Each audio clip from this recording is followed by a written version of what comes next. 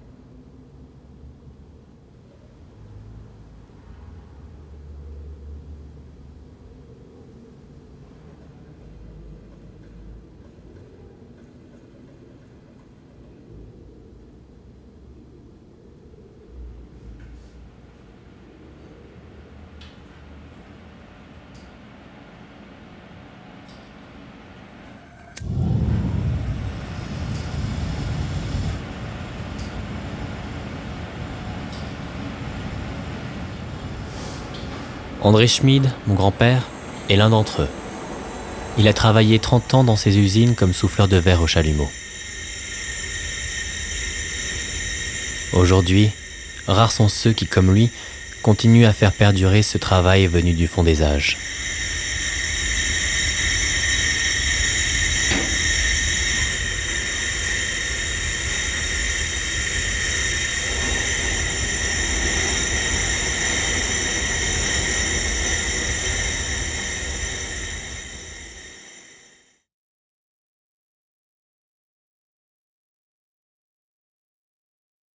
Un excellent verrier, ça remonte à des dizaines d'années, qui, à son agonie, qui était plus conscient, qui était dans le coma, et les deux doigts, les doigts tournés.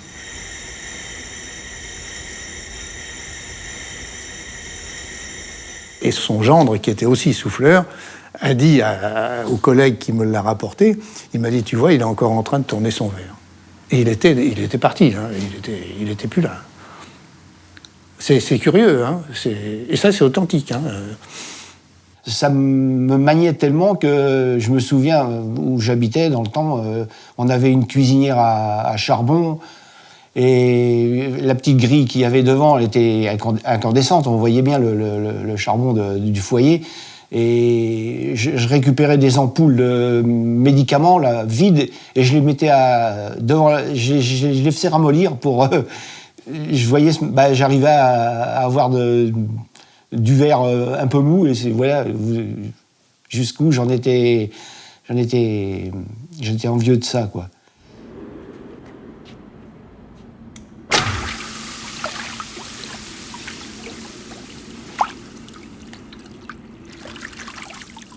Le verre, c'est une matière vivante, et quand ils m'ont proposé ça, j'ai dit oui tout de suite.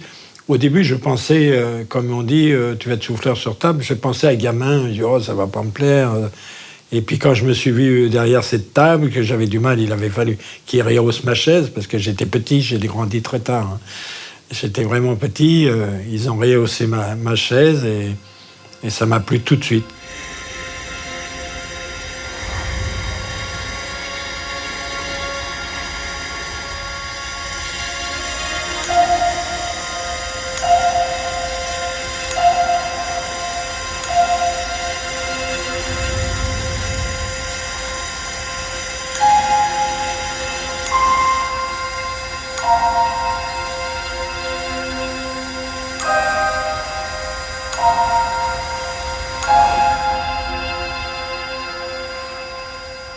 On fait le métier de son papa ou de son grand frère. Voilà. Moi, je n'avais pas de grand frère, mais j'avais mon papa et toute ma famille dans ce métier. Et puis, ça ne me déplaisait pas du tout. Mais j'aurais fait aussi facilement mécanicien, maçon, menuisier, charpentier ou tous ces métiers qui sont très plaisants aussi. Mon père travaillait au quartz et il me parlait de son métier. Il était à l'étirage des cannes de verre en quartz. Le quartz est beaucoup plus costaud que le pyrex. Donc, dès ma jeunesse, j'étais imprégné par le verre.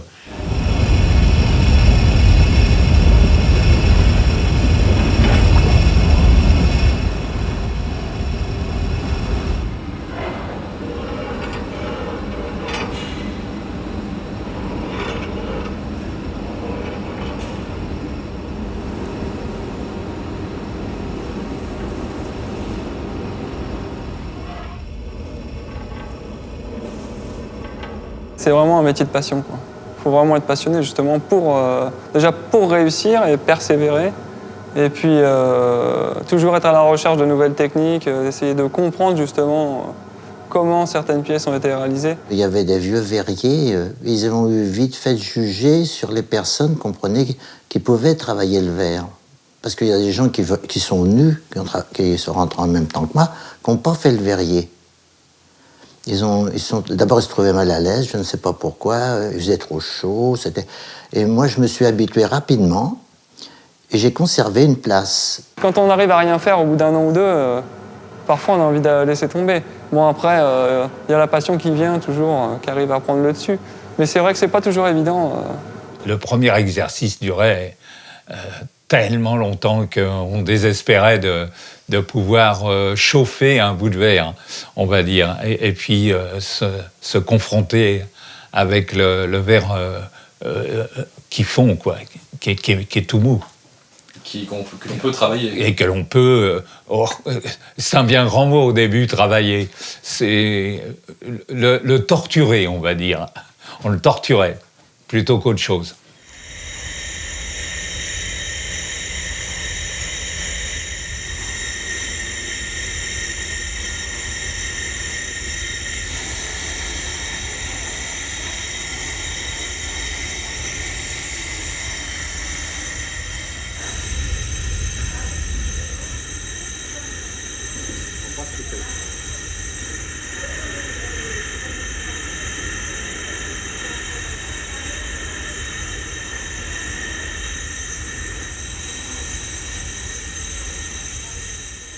Puis il y a des jours où ça allait bien, on voyait son morceau de verre qui se travaillait tout seul, ça faisait plaisir. Puis il y a des jours, on faisait le lendemain la même chose, en faisant la même pièce, et on n'obtenait pas le même résultat, alors fallait chercher.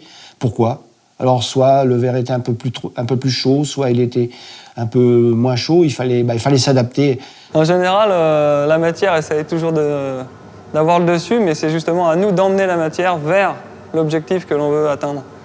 Parce que sinon, la matière va toujours vouloir aller où elle veut, donc c'est à nous de guider la matière, en fin de compte. On est le guide. Il y a un adage du compagnonnage qui dit si l'homme fait son métier, le métier fait son homme. En fait, c'est ça. Ça ne marche pas que dans un sens, ça marche dans les deux sens.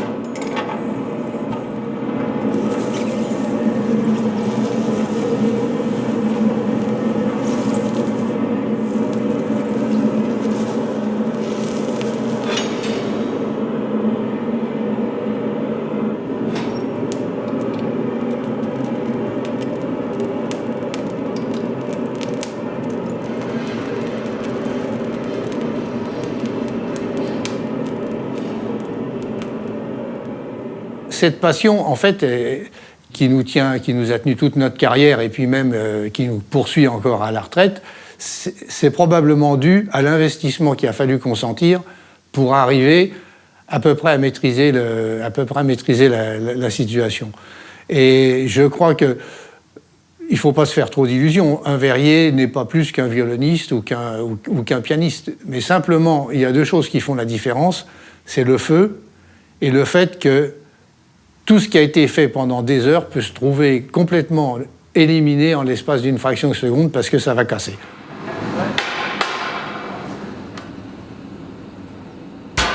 Il faut pouvoir l'accepter et puis il faut pouvoir repartir, voir sa pièce avec 3 jours de travail de casser et puis repartir et la recommencer. Et ça, une fois qu'on a avalé tout ça, on peut plus s'en défaire. On reste dans l'ambiance.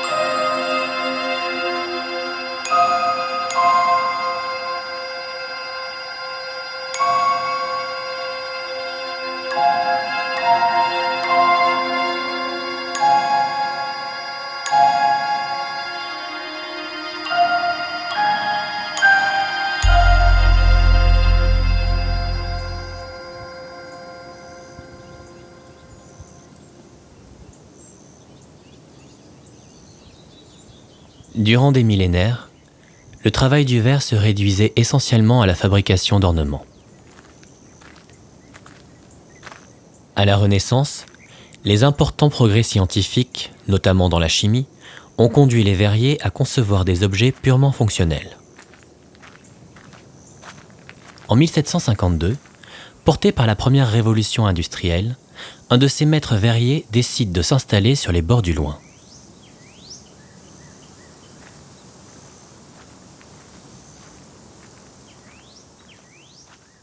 Il y a 3 raisons fondamentales pour que cette verrerie se soit installée à cet endroit.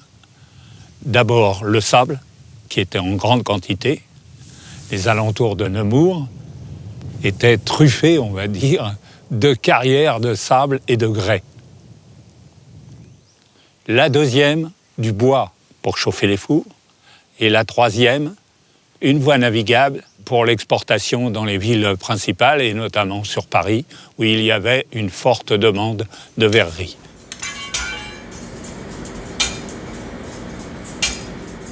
Les verriers étaient spécialisés dans une fabrication gobeletterie, bouteillerie, que l'on appelle maintenant ordinaire, mais qui à l'époque était nécessaire.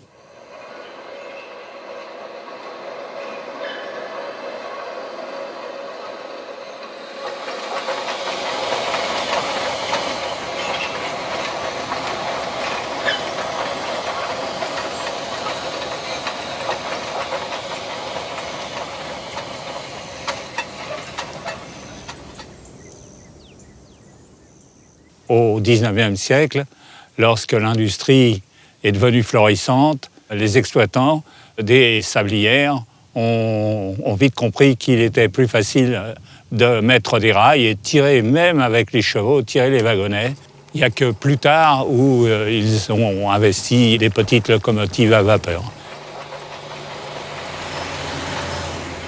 Il y avait un réseau assez important autour de Nemours, constitué qui reliait la plupart du temps toujours le canal, quand le canal naturellement était en exploitation.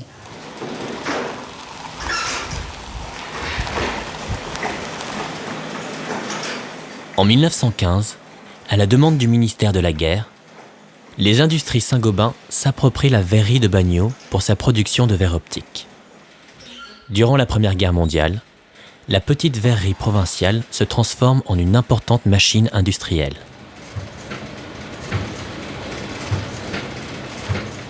Après les bouteilles, s'est développée une industrie de verre de lunettes. Et ça a été le démarrage d'une industrie beaucoup plus développée, mais qui attendait encore l'arrivée, sans le savoir, mais qui attendait encore l'arrivée du Pyrex, aux alentours de 1920, 1922 exactement. Et à ce moment-là, Bagnaux a été la seule verrerie de France à fabriquer du Pyrex sous licence américaine.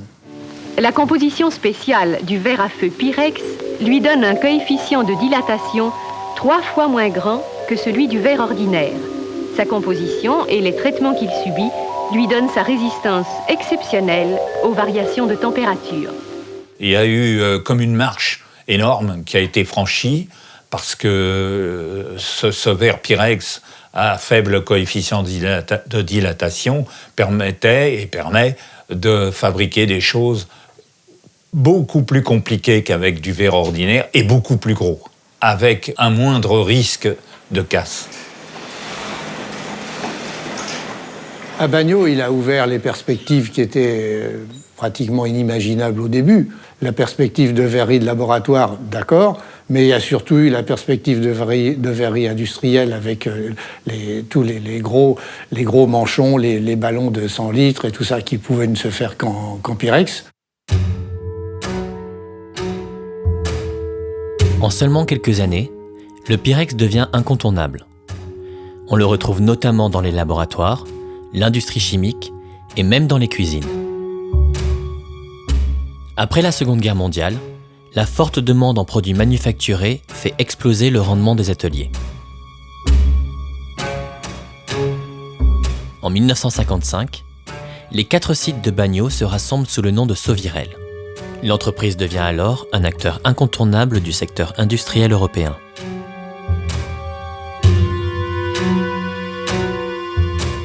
D'un seul coup, il y a eu un développement de la télé. Tout le monde voulait avoir la télé et c'est là que l'usine tournait en 3/8, samedi, dimanche. Ça fonctionnait de tous les côtés. Il faut voir, il y avait le train qui tous les jours partait de Bagneux. Il y avait une loco dans Bagneux. Tous les soirs, il y avait des trains entiers qui partaient avec la marchandise de Bagneux.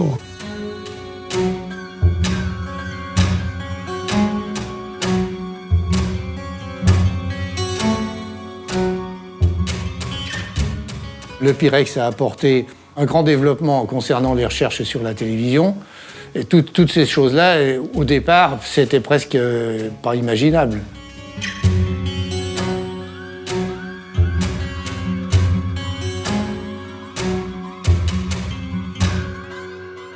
Tout le monde voulait venir à Bagneux, ne serait-ce que pour le salaire. Le travail, c'était le travail, hein. Mais si vous voulez, les payes, les échelons, la connaissance, le développement industriel, tout ça, ça attirait du monde.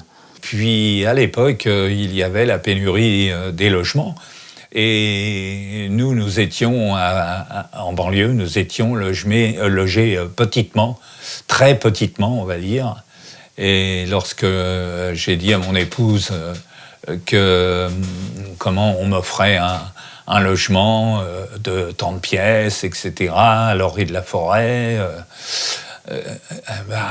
ça a un petit peu poussé à ce que j'arrête l'artisanat et puis que je vienne travailler à Bagneux.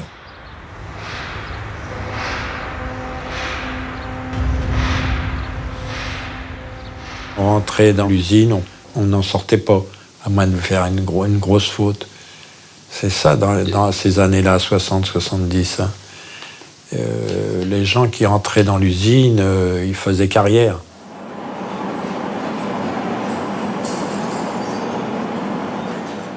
Je suis rentré au Verrerie de Bagneux en janvier 61. J'avais presque 15 ans, quoi. J'ai demandé à mon père qui travaillait à l'entreprise de me faire rentrer aux usines de Bagneux. Et je suis rentré très rapidement parce qu'à cette époque-là, il y avait besoin de travail. Le contexte était simple, hein, comme dans toute discipline, dans tous les métiers. On avait besoin, l'industrie et la recherche avaient besoin de tout. Et notamment pour les souffleurs de verre, eh bien c'était l'âge d'or. Il y avait besoin de tout et de beaucoup. On pouvait s'exprimer, travailler en toute quiétude, sans peur du lendemain. Et c'était du sûr, quoi. C'était quelque chose de costaud.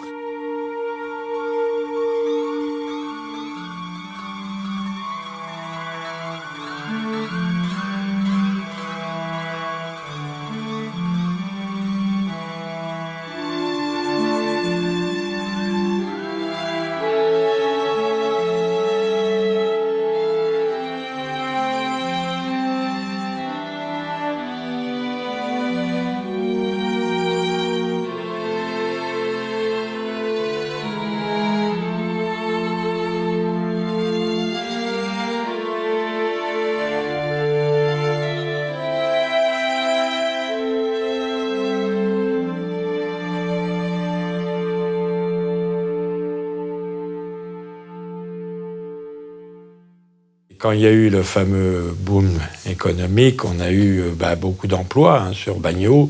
C'est là que les syndicats ont demandé le 1% patronal pour pouvoir avoir un budget au sein du comité d'établissement, pour pouvoir faire une section de loisirs-culture, pouvoir s'acheter un planeur. À cette époque-là, il y avait plusieurs sections. Il y avait le voile-à-voile, il y avait le bal-trac, il y avait le club hippique, il y avait le ski. Pour les enfants, les colonies de vacances, les clubs de loisirs et de sport pour les ouvriers et techniciens et cadres sans distinction. C'était vraiment la société mère, on va dire. Pas paternaliste du tout, parce que en fait, ce qui existait, ce que l'on avait droit, avait été revendiquée. Le grand patron, là, il s'appelait le grand Georges, qui avait De Vogüé avec nous, un grand comité d'entreprise à Paris. Ils sont venus nous voir parce que quand on avait fait un comité d'entreprise, après, on buvait un pot. Oui, ça se faisait, non, mais c'était pas pour trinquer avec les patrons, mais ils restaient avec nous un petit peu. Et vous savez ce qu'ils faisaient? Ils venaient comme, mettons, vers moi, puis il y en a qui me disaient « Putain, monsieur Vannac, comment que vous trouvez là-bas la situation ?» Bon, on sait qu'il y a comme qu'est-ce qu'on disait, quelqu'un est vachement refusé. On disait « écoutez, ça va, mais enfin, vous voyez, on vient d'arrêter, si on vous a fait ça, c'est parce qu'il y a un besoin. » Vous voyez, il fallait toujours... Ce sont des revendications qui étaient légitimes à l'époque, compte tenu des résultats, et qui faisaient que les gens se trouvaient quand même assez bien dans cette société. À la fin des années 60, plus de 4000 personnes travaillaient de près ou de loin pour Sauvirel. Une ère de prospérité semblait s'être durablement installée à Bagnaux.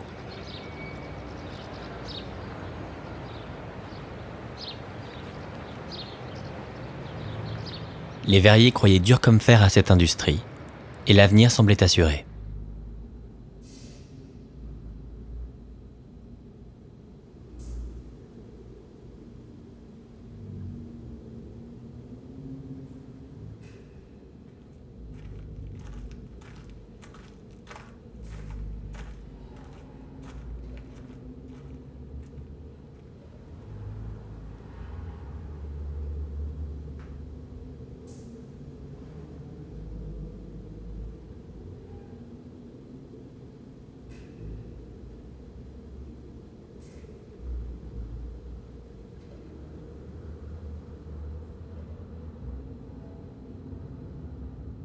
Ici, c'était mon lieu de travail, quoi. C'était l'enfourneuse et tout. J'avais pas lieu de fumer une cigarette avec les produits qui étaient au-dessus, quoi. Déjà, les produits, ils étaient pas tellement sains. En général, quand on manipulait les produits ici, c'était avec un masque et une paire de gants. Donc, avoir une cigarette avec les mains de points de produits, c'est pas terrible, quoi. Donc après, oui, quand il y avait une petite pause oxygène à prendre, parce qu'ici, il faisait quand même extrêmement chaud, quand même, et on allait un peu là dehors sur la terrasse du dépollueur et on allait prendre notre pause oxygène un peu dehors, ouais.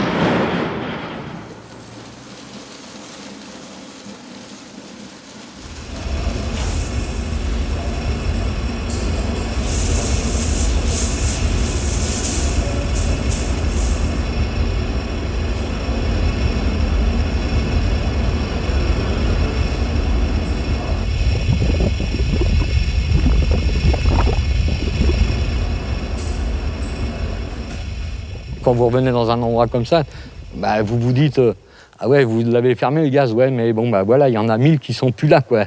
Et voilà, mais bon, moi j'ai l'image, moi je la vois, je vois encore l'usine, je peux vous décrire tous les endroits de l'usine, je les vois tout où étaient placés. Mais ça, c'est normal, mais n'importe lequel d'entre nous, vous prenez n'importe lequel d'entre nous, il va vous dire la même chose que moi. Ça, c'est évident. La personne qui a travaillé ici, il est obligé de se rappeler les moments qu'il a eus ici, c'est obligatoire, obligatoire. Des mauvais moments, des bons moments, mais automatiquement, il y a une mémoire, il y a encore une âme ici, quoi.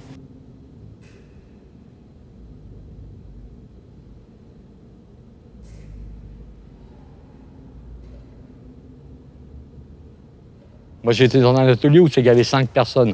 Vous êtes obligé de créer une amitié avec ces gens-là. Vous êtes obligé de créer un système de famille.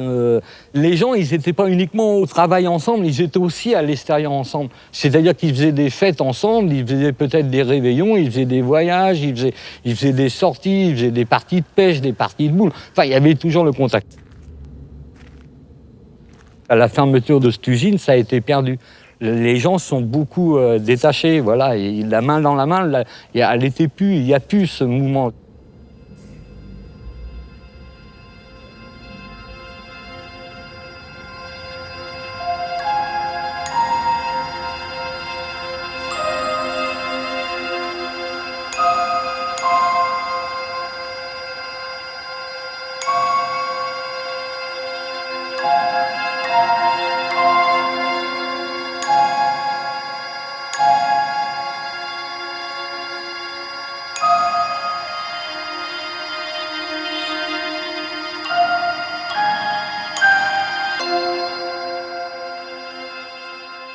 À partir des années 60, c'était l'âge d'or.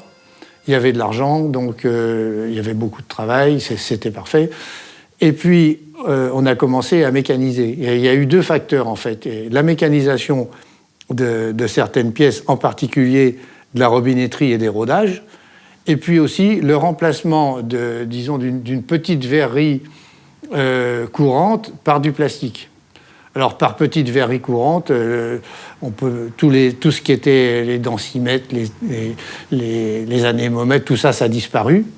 Et puis, le matériel d'hôpital qui était en verre et qui a pu être remplacé en plastique a été remplacé. Donc, ça a supprimé énormément de production et donc d'emplois. On avait travaillé pour la science et la science nous a retiré ce qu'elle nous avait donné, en fait. On schématise un peu en disant ça, hein. C'est schématique. Hein. Mais c'est un petit peu ça.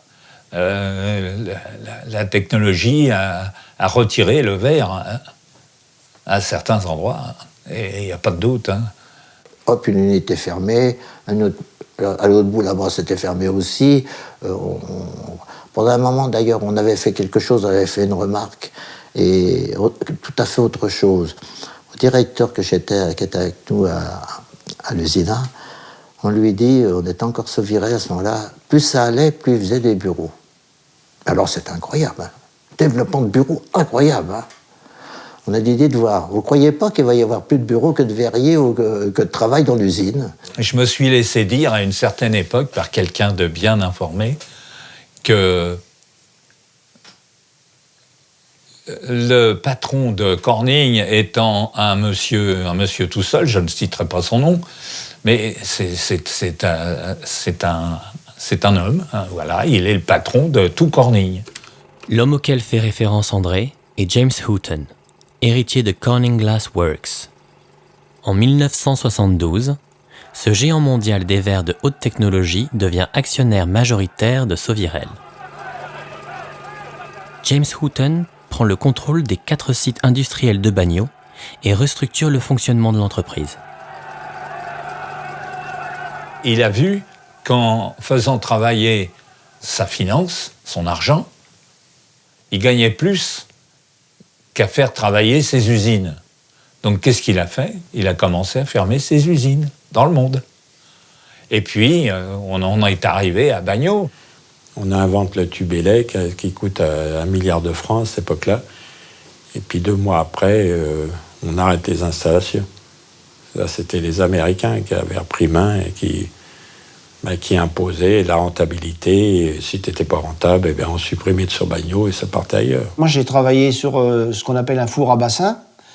Et ensuite, j'ai travaillé aussi sur ce qu'on appelle les pots, les cellules, là, où il y avait toutes sortes de verres différents. Et on voyait au fil du temps une cellule qui était arrêtée, après une autre. On avait 32 cellules, à la fin, il en restait plus que 5 ou 6, quoi. Là, on a senti quand même un changement de cap. Je pense que les Américains ne pouvaient pas faire avec Sauvirel ce qu'ils avaient fait avec d'autres usines dans le monde entier. Parce qu'il y avait quand même les syndicats qui étaient très forts et qui risquaient de faire des grosses vagues.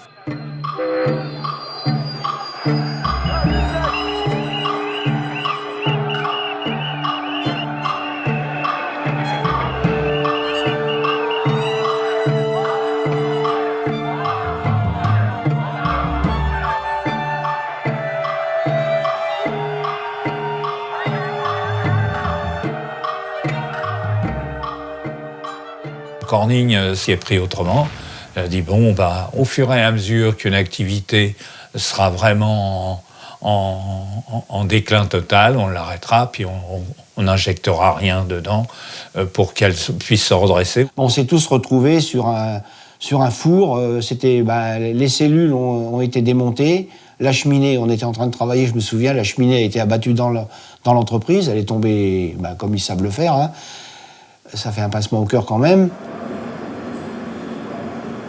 Il ne nous restait plus que ce bassin-là. On était accrochés à ce four à bassin, quoi. Et on a travaillé pendant quelques années, je ne peux pas dire combien, mais 4-5 ans peut-être, même pas.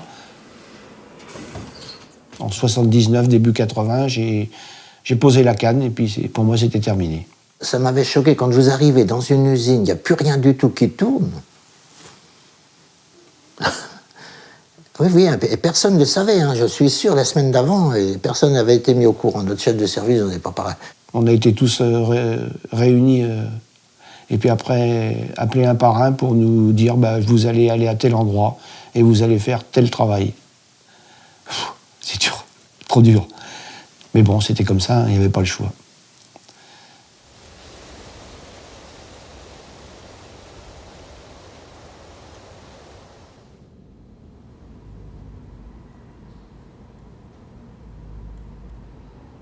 Ici, c'est ça qui était vachement bien, et c'est pour ça qu'il y avait une entente familiale, parce que ici, la voie hiérarchique, elle était beaucoup du terrain. Après, je ne dis pas sur la fin de Thomson, il y avait beaucoup de personnes, mais il y a toujours eu l'esprit homme de terrain. Les anciens qui sont partis derniers en retraite, c'était des gens qui avaient commencé ici à travailler à 16 ans, puis qui ont fini leur carrière comme chef d'équipe, mais qui étaient un homme normal, un ouvrier normal, et qui comprenait les ouvriers. Mon chef de service partait en retraite. Il y a une nouvelle personne qui est arrivée, c'est des jeunes ingénieurs, ils ne voyaient pas le travail pareil. Comment ils le voyaient, le travail, justement ? Je ne sais pas comment ils avaient appris à travailler pendant leurs études, mais on n'était plus dirigés pareil. Il n'y avait plus le contact entre le chef de service et l'ouvrier, le rapport, qui était un peu familial. C'était des ordres. Il fallait faire comme ci, il fallait faire comme ça. Et nous, on savait que si on faisait comme ci puis comme ça ne serait pas toujours bon. Alors, on donnait nos avis, mais c'était pas toujours... ça leur plaisait pas, quoi. On a eu beaucoup de gens qui sont venus de l'extérieur, qui ne connaissaient pas le milieu du verre. Ils ne connaissaient pas. Ils ne connaissaient pas comment ça s'est fondé, ils ne connaissaient pas l'histoire de Bagnot. Puis ils sont arrivés, je vous dis, avec des chiffres, il fallait tout de suite sortir tant de pièces pour être rentable, etc., etc. Et on a perdu complètement un accompagnement humain et on a mis un mur entre ces gens-là et nous. Il y avait déjà un mur à l'époque, mais là, le mur, il a été construit et là, c'était indémolissable, quoi. Voilà. Il y avait eux, il y avait nous.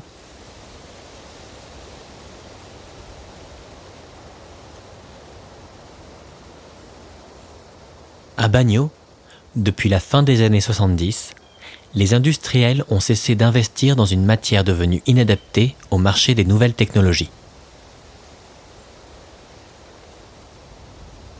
50 ans après sa construction, l'immense site de production de tubes cathodiques pour la télévision est sur le point de fermer.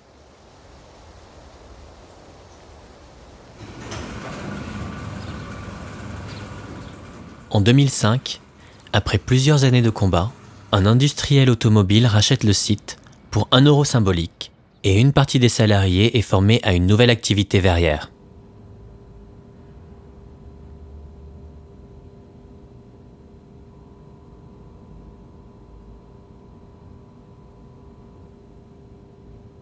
J'étais convaincu que le passage de la télévision à la fabrication des glaces latérales, les pare-brises qui étaient convenus au début, c'était tellement un beau projet, on a travaillé tellement de nombreux mois là-dessus.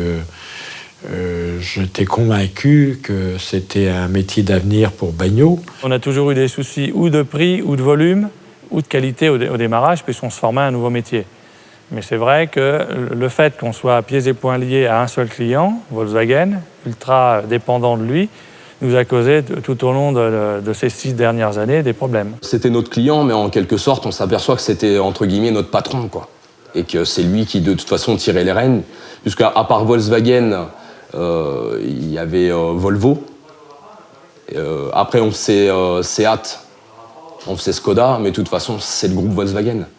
Donc, avec un modèle ou avec un autre, il chargeait les lignes De manière à, de toute façon, il avait un pouvoir sur nous, quoi. On avait des prix fixes avec Volkswagen. On ne pouvait pas augmenter nos prix sur nos pièces. Et nos marchandises, eh ben, ils augmentaient et on subissait l'augmentation. Donc il a fallu faire un rapport qualité-prix, c'est-à-dire aller au moins cher possible. Le moins cher possible, il est où? Le verre, il est en Chine.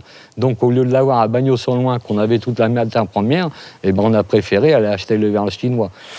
Donc économiquement, je ne sais pas si c'est un bon rapport, je ne sais pas comment on calcule dans ce pays, mais quand vous avez la matière première qui est ici, qui est à côté, on vend même du sable en Pologne, hein.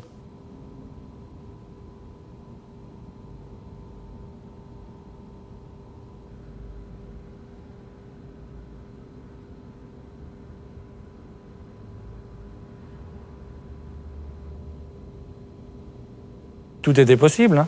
On pouvait très bien nous dire demain on vous reprend à moitié des effectifs, avec plus de 13e mois, plus de primes de vacances, par exemple. Tout était possible. Et même dans ces conditions-là, eh ben, il n'y a pas eu de repreneur, puisqu'il n'y a eu aucune offre. Et qu'à un moment, Volkswagen a dit, puisqu'il n'y a pas de repreneur possible industriel, eh ben, j'arrête le soutien. Et donc, ça a été notre arrêt de mort instantané.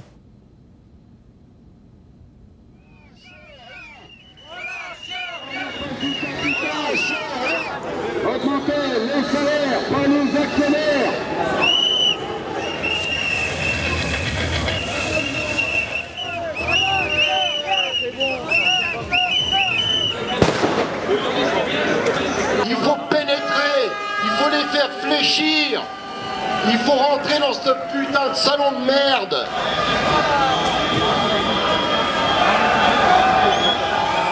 On doit rentrer, on doit défendre nos camarades qui sont retrouvés à la rue.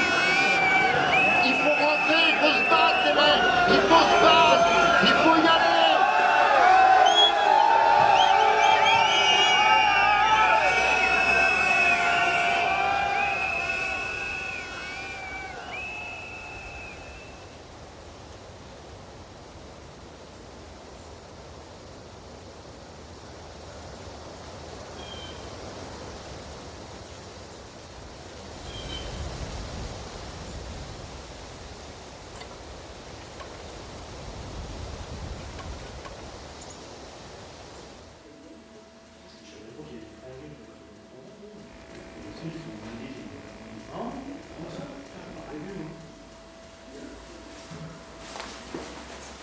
Nous, ce qu'on voulait, c'est se montrer, justement, pour que l'État mette le doigt sur nous et se dise, bah, il y a peut-être quand même, on va peut-être pouvoir faire quelque chose avec ces gens-là.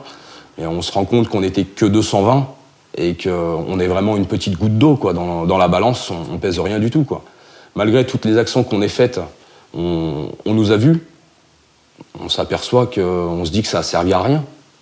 Même si, voilà, nous, on a eu on avait une estime de nous-mêmes, donc on s'aperçoit que l'État, on a l'impression qu'il fait rien pour nous, quoi.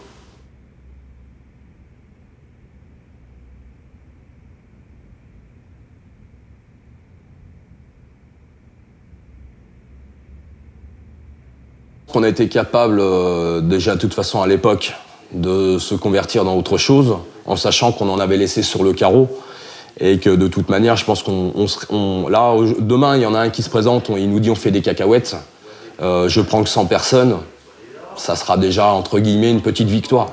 Il y aura au moins 100 personnes qui auront été repris et le site sera vivant, alors qu'aujourd'hui, vous avez une usine qui est totalement morte, quoi.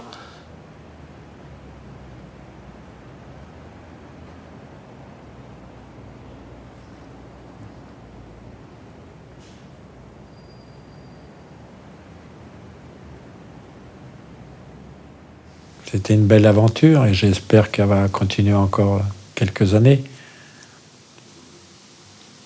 Pourquoi pas changer l'image de Bagnols, garder une partie du verre sur la gauche et sur la droite autre chose, toute autre chose. Il faut croire en l'avenir et du moins j'espère. Et j'y mettrai toutes mes forces avec mon conseil municipal pour pouvoir y arriver.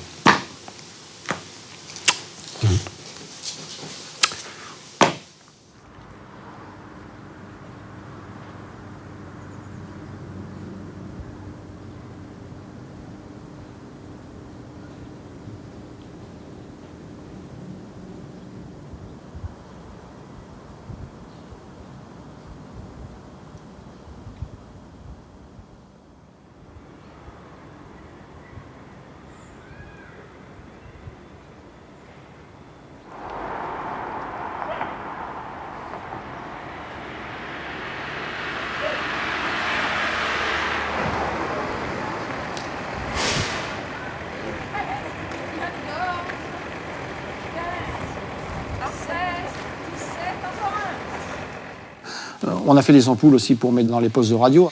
C'est des diodes, c'est des choses comme ça. C'est ce qui a fait un peu perdre le métier aussi, hein, toutes ces choses-là. Après, ces pièces ont été faites à la machine, bien sûr, c'était plus rentable à la machine. Hein. Alors c'est à partir de ce moment-là que les verriers ont commencé à disparaître. À partir de 1979, il y avait pratiquement plus de verriers pour le Pyrex. Moi, j'ai continué à travailler encore jusqu'en fin 79, début 80 pour les verres spéciaux, et après, bon, on a tout arrêté, quoi. Voilà, on a tout démoli, on a cassé la cheminée, on a tout... C'est triste, mais bon, on ne pouvait pas faire autrement. Hein. De toute façon, nous, on était obligés de subir.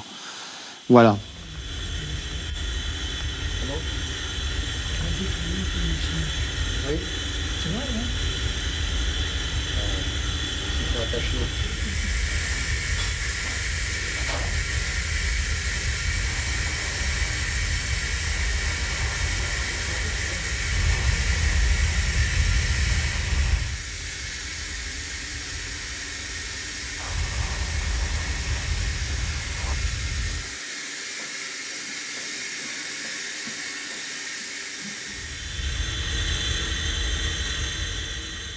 On pensait à cette époque que d'être ouvrier, c'était péjoratif.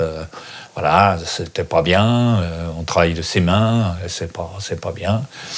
Alors, naturellement, mes enfants, mes garçons, n'ont pas voulu faire ce métier-là. Je leur ai posé plusieurs fois la question.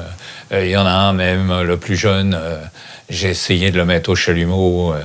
Il aurait pu travailler aussi bien que je l'ai fait. C'est une question de temps, mais il y a aussi... ce métier est long à apprendre, surtout lorsque l'on est apprenti. C'est très long, c'est fastidieux, c'est pas qu'on se brûle, on ne se brûle pas plus qu'on se tape sur les doigts avec un marteau. On fait attention, une fois qu'on s'est brûlé une fois, on fait très attention. Mais c'est un changement de société radical.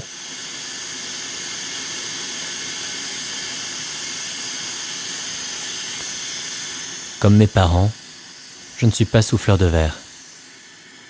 Pourtant, une partie de moi est liée au destin de ces hommes, à ce travail, à cette matière. Comment pourrait-il en être autrement ?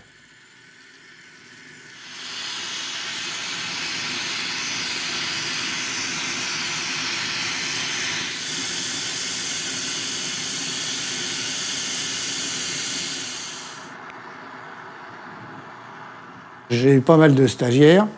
Tous ceux qui ont été passionnés, tous, ont eu une bonne place.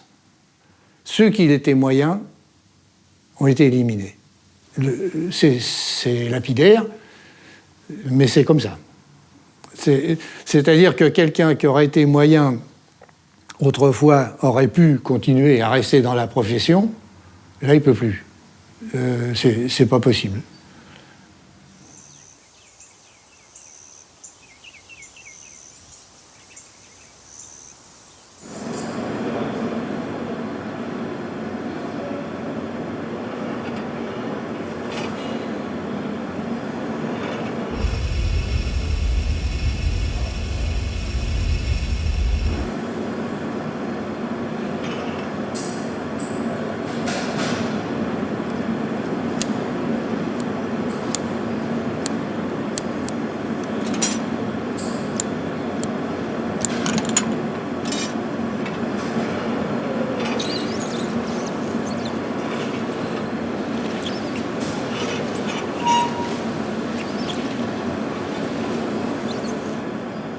Donc c'est vraiment difficile justement de percer, de faire toujours de nouvelles choses accessibles au grand public en fait.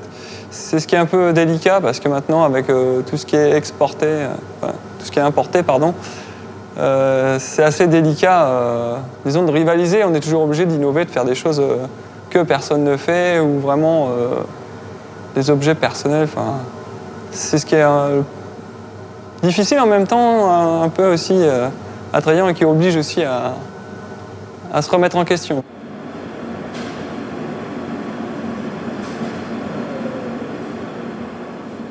Quand on forme justement des jeunes et qu'après, au bout d'un an ou deux, ils baissent les bras. C'est vrai que parfois, on en voit qui ont un potentiel, mais qui n'ont pas forcément la passion peut-être, ou l'envie, je sais pas. Et ils arrêtent, soit parce que c'est trop difficile, soit parce que si. Enfin, il y a toujours. C'est difficile maintenant aussi de trouver quelqu'un qui veuille vraiment rester et continuer dans le métier, quoi.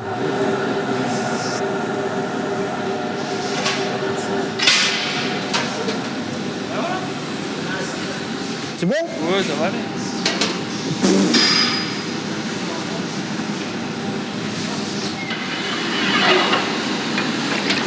Je venais de temps en temps ici parce que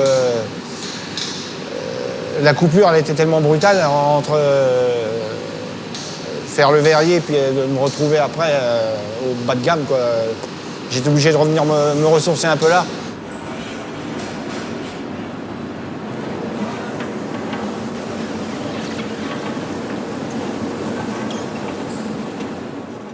Bah, bien sûr, ça déclenche des souvenirs, hein. J'ai l'impression que je suis jamais parti de verrerie.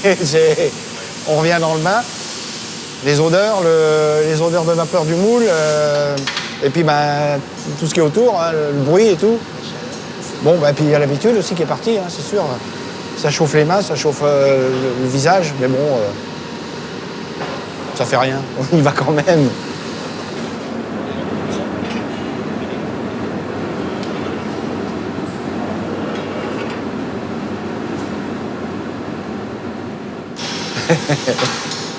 Et les vieux verriers.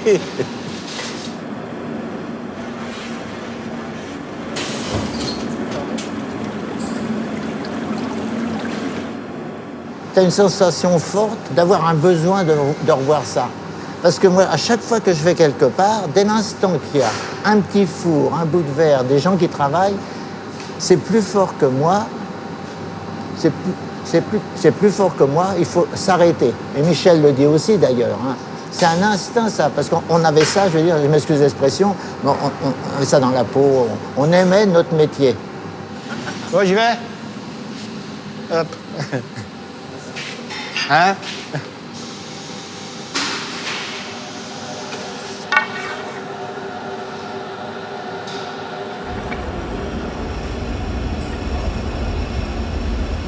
Ah, ça va voir comment ça chauffe.